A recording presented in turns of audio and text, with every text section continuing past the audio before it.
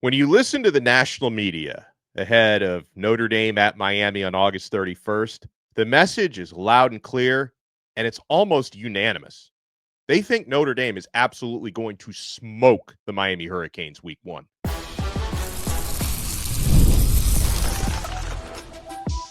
You are Locked On Canes, your daily podcast on the Miami Hurricanes, part of the Locked On Podcast Network, your team every day.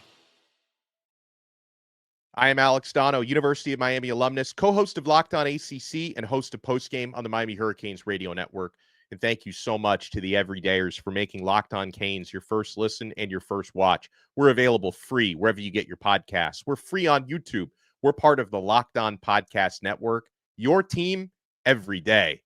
Yeah, that Notre Dame game is looming. We are 12 days away from August 31st. We're going to talk about it and why it seems like Miami content creators are the only ones who think the Hurricanes have a chance, despite the fact that the spread is 2.5 points. So the handicappers don't think it's going to be a blowout. The national media does. Why? We'll predict Miami's leading receivers for this season, and can they go up against a good Notre Dame secondary? And Mario Cristobal had some really important things to say about his defensive personnel. We'll get into that. It's Tuesday. You know what that means. It's a Truth Teller Tuesday. Yep. Bruce Warner is with us. And Bruce, I know you're clamoring for actual football because you're watching all these national college football shows. You're watching these game simulations. I don't know why you waste your time doing that, but I just want to see what they're going to think. They think that we're going to lose to Florida. I saw that one. I think we lose. I think going into like the Virginia Tech game, we were 8-2 according to that, and Virginia Tech was 9-1. Oh my God! See, I definitely don't see that happening. Well, that's what they said. So not that I believe them, but who knows? They're supposed to be pretty good. Anyway, so isn't it supposed to be an orange out? Isn't the Notre Dame game all orange? So you're already ready for the orange. Yeah, and you're wearing Gator color. You look like Duke. You do. That's Duke colors. Yeah, no, I didn't bring it strong with my Miami, but I will be in all orange on August 31st. But Bruce, you're watching all these national shows. You were watching, Ruffino and Joe recently. Right. Shout out to them. But are any of these national guys, are any of them, because you watch more of these things than I do, are any of them picking Miami to win that game against Notre Dame? Well, I haven't seen his predictions, but the on-3 guy, what's his name? The blonde-haired guy? Yeah, Pical. He likes Miami. I don't know if he picked them to win this game, but I know he likes Miami. No, most of these people are saying Notre Dame, and they were just talking about it. Ruffino was saying, well, they're going to stop the run. I don't think they could stop this guy. And I think that Notre Dame is going to go just keep pounding the ball and pounding the ball. And, of course, I know Miami's goal is to make one of those two quarterbacks win the game for Notre Dame, which is, yeah, that's obvious. I get that. But they were saying, well, you know what? I don't like their receiving core. I don't know who he's going to – and they said he. I don't even know if they said Beck. I don't know who he's going to throw to. I mean, C.J. Daniels is a nice possession receiver. He's a big guy. But I don't see anybody else emerging. I don't know who they're going to throw to. So they don't know our personnel at all. Right. They don't know the personnel. I mean, I'm telling you right now, I think Josh Moore is going to have about 4 or 5 catches in that game. And I think 1 or 2 of them he's going down the field. They don't have anything to say about JoJo Trader. They said nothing about him. Not to mention any of the other guys. Look, they're not wrong. I get that. Their secondary is supposed to be very good, and we have a bunch of unknowns. I don't know if these unknowns can block. That's a big part of the offense. Do I think if we could run the ball a lot and be successful? Yeah, I think we could win this game. And I still say screens because Beck is a much better screener than Ward was. And I think he's pretty damn smart. But we got to come out of the gate, and we've got to get him off the field on defense. We have to get them off they just can't go down the field the first 2 times they have the ball, and we're going to make adjustments and expect to win. No, we've got to 3 and out if we kick off to them and put pressure on their quarterback to win this game. That's my key. Make them beat us. Yeah. I want to 1,000%. I agree. And I don't even know, with the quarterback thing, Bruce, they might use both of them. Because I know that's something Marcus Freeman was open to with 2 very different quarterbacks, with CJ Carr being the prototypical pocket Right. guy, but not much mobility, and Minchie kind of being the opposite, right? Maybe a Right. questionable arm, but a lot of mobility. I Well, think that they he might said end. he didn't want to. He said he didn't want to rotate them, but who knows if Yeah, but like I want to clear up a couple things on both sides because it's clear a lot of the national folks, like you said, don't know Miami's personnel, and I think a lot of the people covering it from a Miami point of view, or maybe glossing over some stuff with Notre Dame. Like I expect the Irish are. I think they're an excellent team, Bruce, and people will talk about, oh, they lost their defensive coordinator to the NFL. Al Golden had that defense humming the last couple of years, and he's back with the Cincinnati Bengals, but the guy they replaced him with is really respected. Chris Ash, who was a right. co-DC at Ohio State. So I think they did a really good job, at least on paper, replacing their defensive coordinator. They lost some important defensive players to the NFL, but that secondary has Christian Gray back at corner, who had an awesome year and some big-time interceptions last year. Leonard Moore is another cornerback. Devontae Smith is a guy who's probably going to play nickel for them. So I think that defense is going to be really good. So I see some Miami guys like completely glossing over Notre Dame, but then the opposite also happens, Bruce. I mean, you're telling me some of these national guys have no idea outside of CJ Daniels who's catching balls for Miami. They didn't mention any other names. I could tell you that they didn't. I think the receiving core, and to me, it's just all about they've got to show that they have the chemistry with their quarterback, because they've been playing really well throughout fall camp so far, from CJ Daniels also to JoJo Trader, who I know had some injury issues last year, and he's getting back into the swing of things. But Josh Moore, you mentioned him. Malachi Toney's having an excellent camp. Keelan Marion's been making plays in 11-on-11s. Elijah Lofton and Alex Bowman at tight end. Like, I think Miami's going to be in really good shape from a pass catching standpoint. They need to respect that. And another area I had shout out to, I don't have his name in front of me, so I'll get the exact shout out later, but one of our Locked On Canes listeners was sending me a bunch of stats on X that, Notre Dame, and again, I think their defense is going to be really good, but Miami does have a size advantage, our offensive line versus their defensive line. Mm-hmm. And obviously, we both think Miami's O-line is going to be really, really good. So, yeah, our receivers may have a tough time getting open, but I do think we're going to be able to open some running lanes. So I think Miami is going to have some success on the ground. And to your point, trying to slow down Notre Dame's running game with Jeremiah Love and company is going to be pivotal to victory. So I think this game could very well be won or lost at the line of scrimmage. Yeah, that is true. But I've been saying it for the last 3 years of us doing this show, and I think it's going to happen. I would love to see Lyle get swing passes out of the backfield. So you're not necessarily throwing to a receiver, but you're sucking them up. They're coming after Beck. He lobs it over their head, or he just gets it to the outside, and you put Lyle one-on-one with a linebacker, at least in the flat. Good luck. That's what I want to see. I don't always want to see him dropping back and throwing down the field. I want to see that'll stop that pass rush big time if they can get the ball out in the flat to Fletcher. But Fletcher's, he doesn't have a quick burst. He can catch the ball and go for a yard or two. Lyle could make people miss, and he's dangerous in the open field. We've seen that. Not just running the ball. I think that's a big weapon that I haven't heard many people talk about, is getting Lyle out in the flat and let him go one-on-one. And let's see what he does, because I think he's special.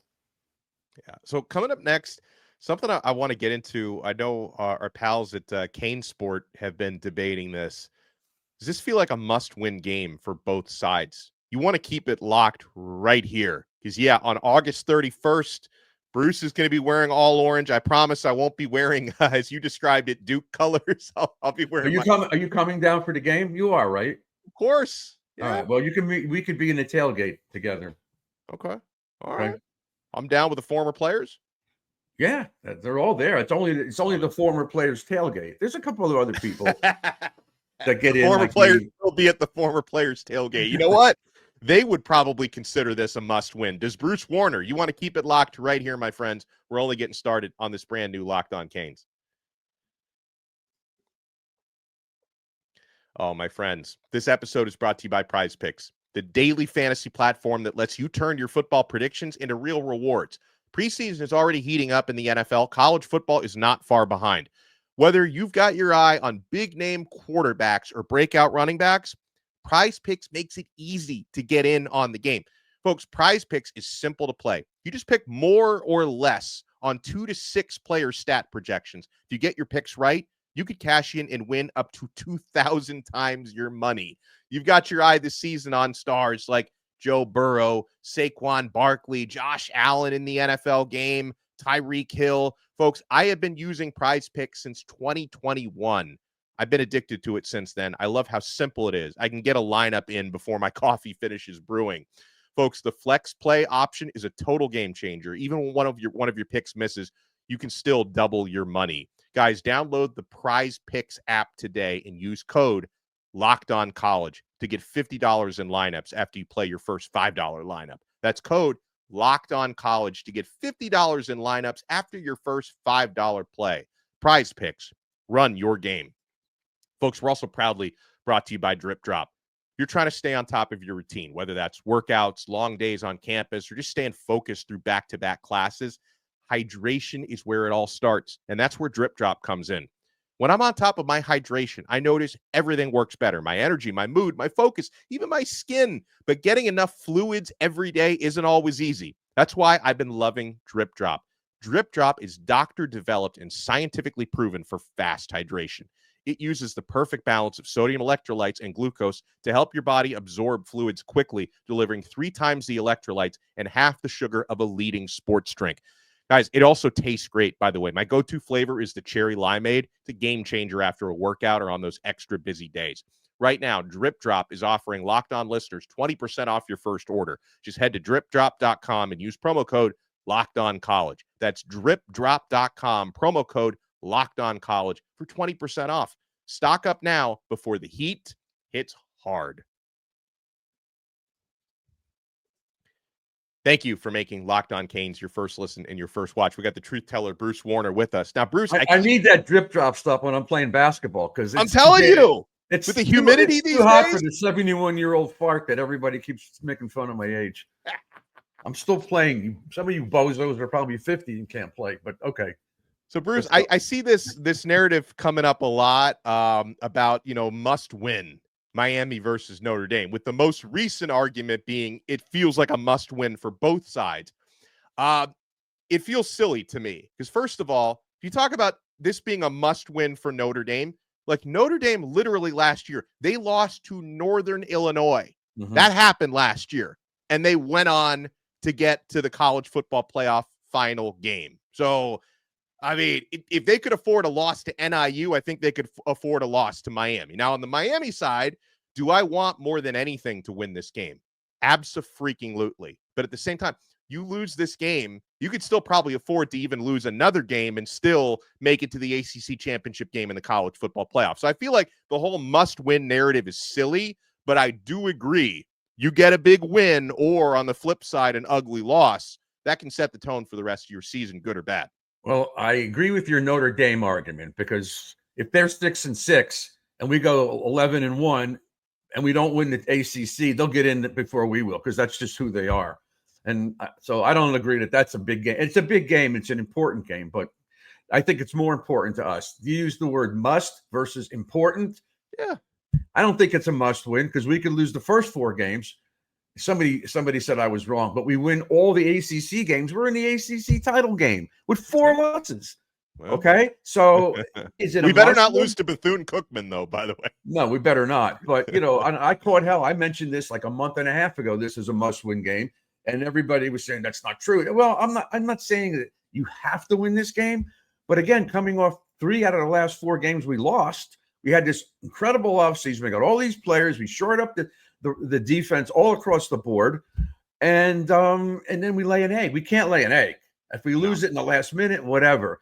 But I think it's a must win because then you've got 2 weeks of games we should win, and then the Gators come into town seeking revenge.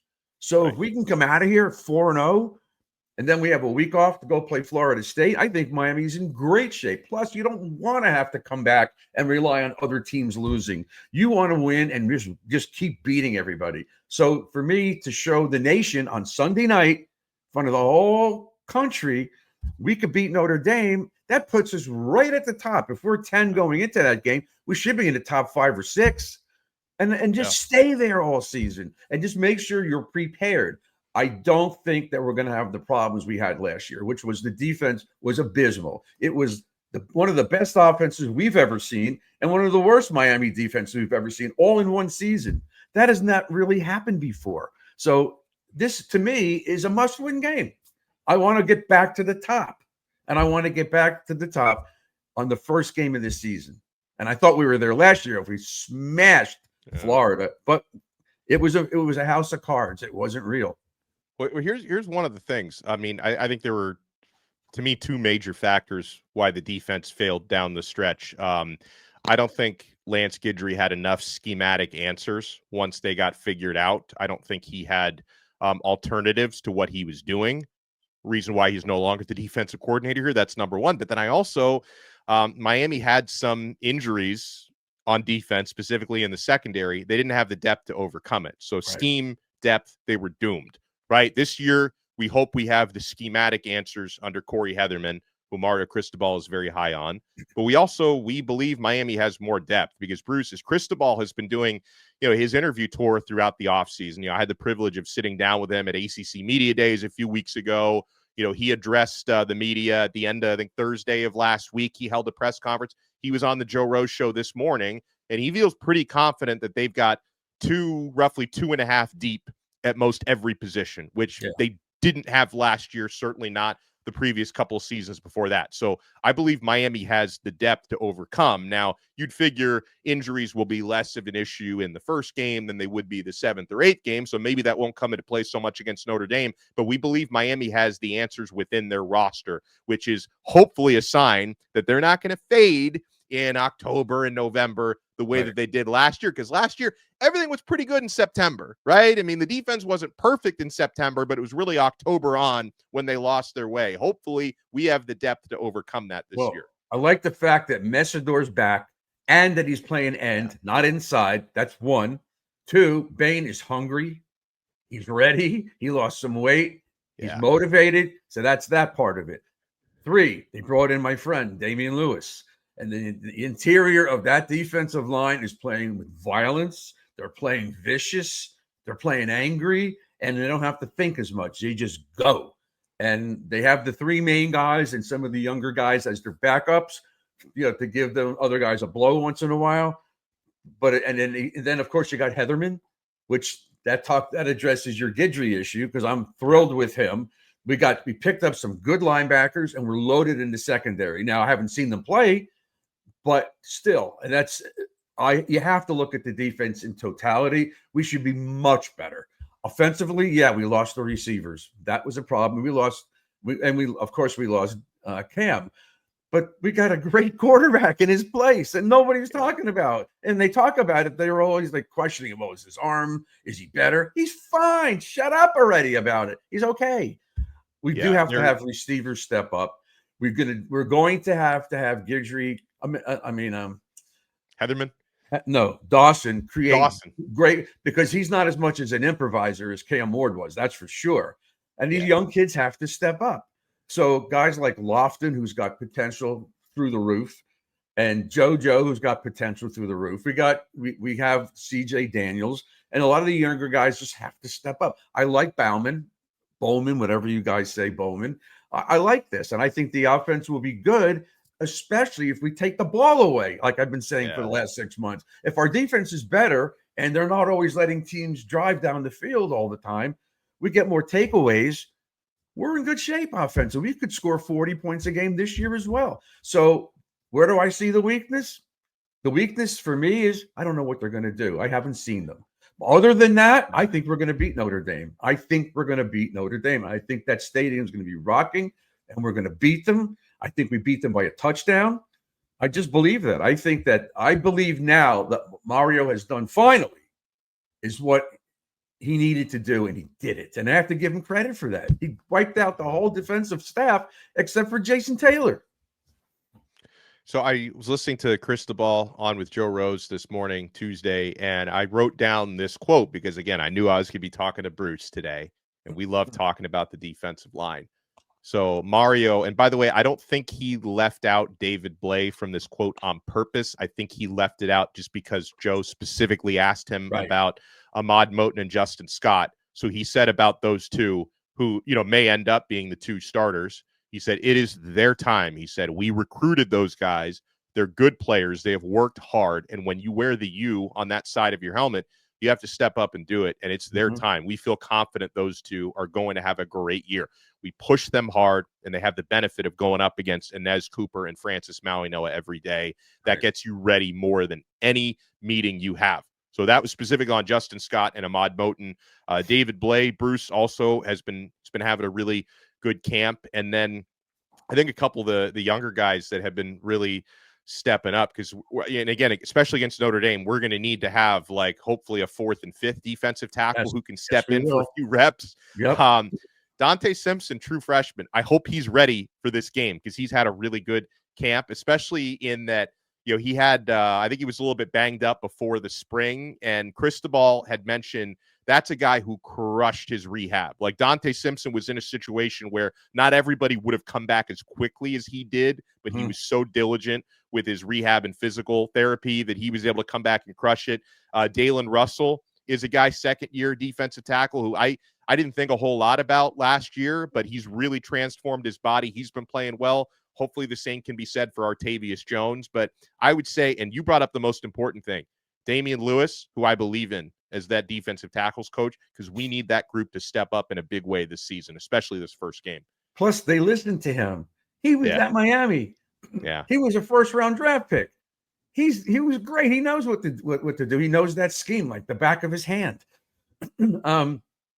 I do hope we see this, because with Notre Dame's running game, we might not see it too often. But Messidor, Bain, Blunt probably, and definitely the USC kid. I keep forgetting his Hayden Lowe. Hayden Lowe. They'll all be in there at the same time on sure passing downs. Yeah. I can't wait to see that. That's going to be fun. That backfield will be collapsed in a second. God, I hope so. Cristobal also commented on Ruben Bain. He said he's worked his tail off, making sure that he leaned up, like you referenced, Bruce. He became more explosive and honed his craft, spending hours with Jason Taylor. He's become a film junkie. We expect an awesome season from him. That's one. He also, Cristobal commented on Moten, the linebacker, who, when it comes to possibly facing mobile quarterbacks, like if Minchie does start or play a lot in that first game, I think Moten could be the key to defending him. He's big, physical, violent tackler, Cristobal said. He's extremely smart. He's a big league guy. Getting to know Mo, there's a lot of substance to him, a lot of leadership. He has been awesome, and I can't wait to watch him play in this system, he said. I wonder if they're going to spy the quarterback with him, because he can do that. By the way, I remember the day we did the show and we got him, you were all excited about it. And I go, who? From Rutgers? Because I'm from Jersey. But now it's all I hear about. This guy is all over the field. He's real. He's legit. We need that because I don't want to put Basaint down, but in reality, he hasn't done that much in the 3 years he's been there. He's okay. He hasn't had any breakout seasons with 120 tackles, and he's all over the field every game. Sometimes he disappears. So I'm glad that Touré's there. That's important for us. Especially when you're playing two linebackers. And on a side note, later on tonight, Bruce, I'm going to be interviewing Popo Aguirre. He's going to join me via Canes Connection. So I'm curious to get his take on not only how he's been doing, because I expect Popo to get a lot more playing time this year, and how Touré and these other guys have been playing. So you have that to look forward to. Cristobal discussed some of his offensive playmakers as well, including that receiving core that none of the national guys seem to know about. Oh, there's CJ Daniels. I don't know who else they got. Well, Cristobal's going to tell you what he's got. You want to keep it locked right here. The Truth Teller is with us. We're not done yet on this brand new episode of Locked On Canes.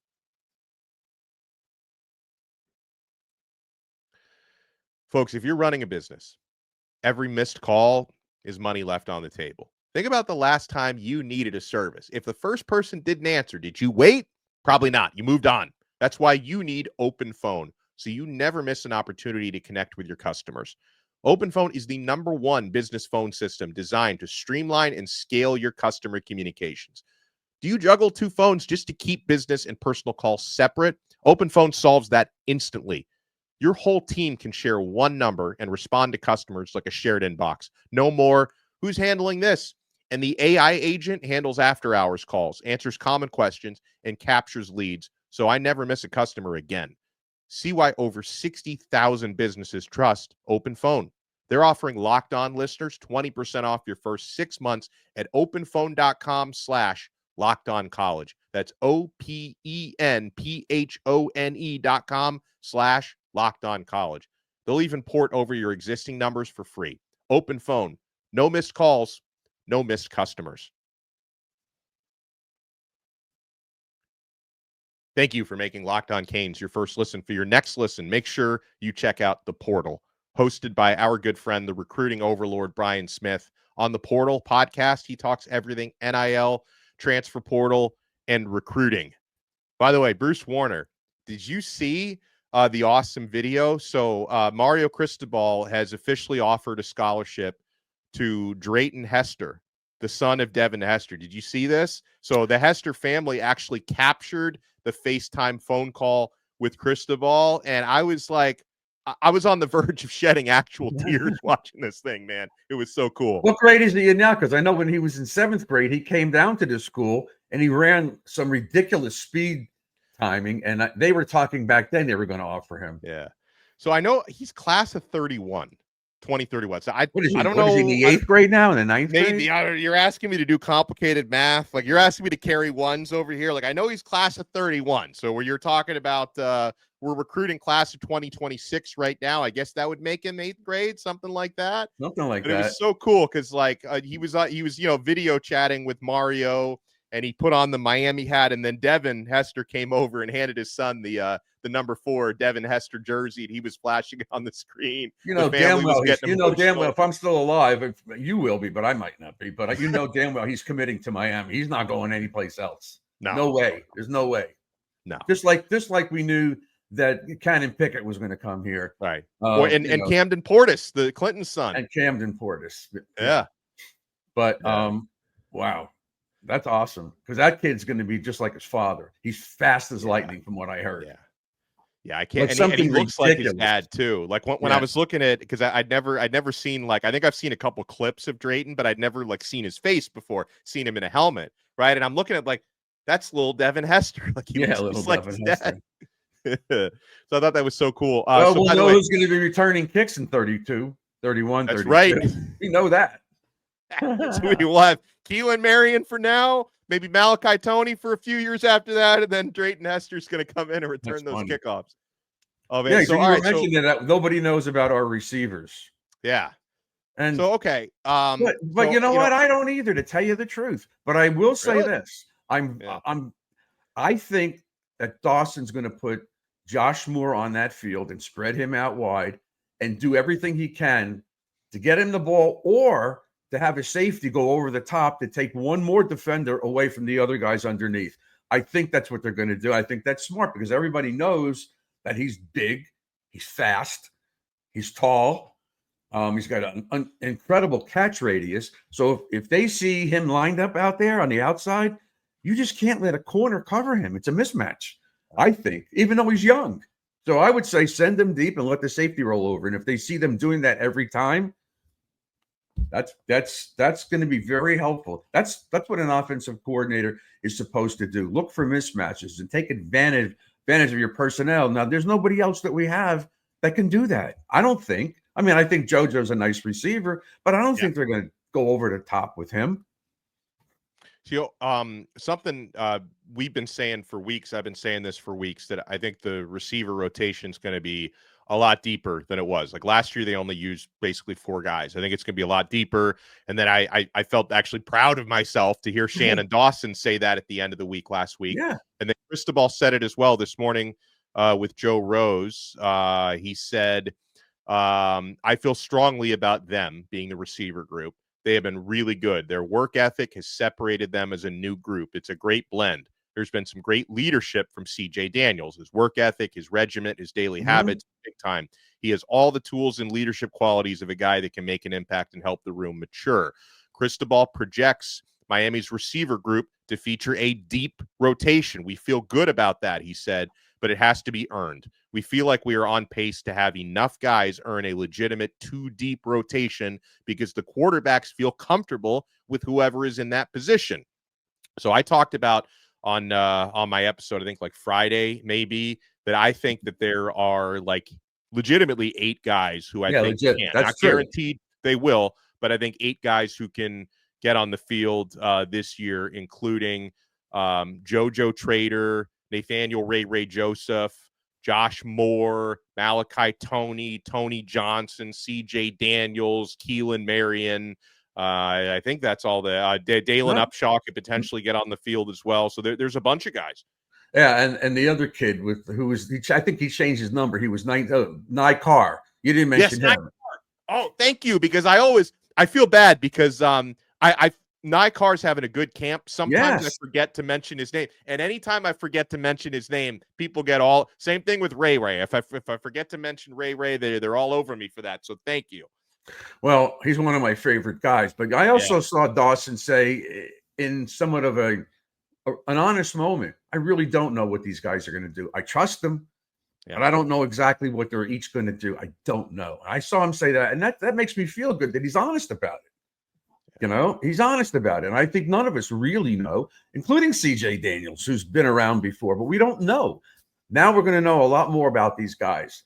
And I think more than ever that what Dawson calls as plays, and sometimes you use plays to set up other plays, I think that's very important. Very important. And I trust he's going to get it done because he's been with this unit now for a couple of years. Everybody takes our offensive line for granted. Notre Dame's got a tough defense. It's going to be tough. They're going to have to really play hard for 60 minutes, which is a cliche, I know, but they're going to have to. And I wouldn't necessarily try to pound the ball down their throats. I want them to have to cover the whole field, get guys outside, quick outs, things like that, to get Notre Dame moving around and not constantly coming up the middle to go after our quarterback. So, you know what I noticed? Maybe you guys noticed it too. Sure. I noticed it in these stupid simulated games, but I don't think they're wrong. Fletcher runs straight up, sometimes too much for my liking. He'll run, it'll be like a yard short of the first down, and then all of a sudden he gets slammed back. He doesn't go with his head forward. He doesn't have that forward lean. Not all the time, but I've noticed it. Some of these other guys run harder. I would imagine that Marty Brown guy runs. He's supposed to be really good. Yeah, he's a bowling ball. Right, and you got 3 guys now in that backfield that you can go to, all different skill sets. Well, I would recommend taking these simulated games, throwing them right in the garbage, because we got real football coming this weekend. I know our game is not for the weekend until the weekend after, but we got week 0 coming up. Right. So throw the simulated games in the trash. Well, I won't be here all next week. I'm coming back, I think this day before. I think the Friday before the Notre Dame game. So I'll be down at the stadium. It's a night game. I'll be there early.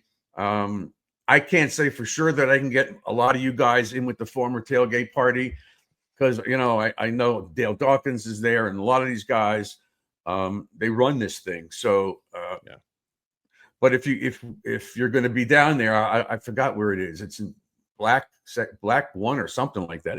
It's one of the end zones. I think it's the east end zone. So if you guys want to come by, there's usually a security person there, but you can either call me. Alex is going to be there. Yeah. Caesar will be there with us. So, we could try to get some of you guys in. I love it. Well, we appreciate everything Bruce does for us, the fans, and make sure you guys support all of what Bruce is up to, support what we are up to. Make sure you check out Locked On ACC. In addition to Locked On Canes, we got a new episode coming out today. Make sure you subscribe to Locked On Canes on Apple Podcasts, Spotify, YouTube, wherever you get your pods. And we'll talk to you later on tonight. We're going to have Raul Popo Aguirre on the show. I love rolling those R's. We're going to talk to Miami's third-year linebacker later on another episode of Locked On Canes. We are part of the awesome Locked On Podcast Network. Your team every day.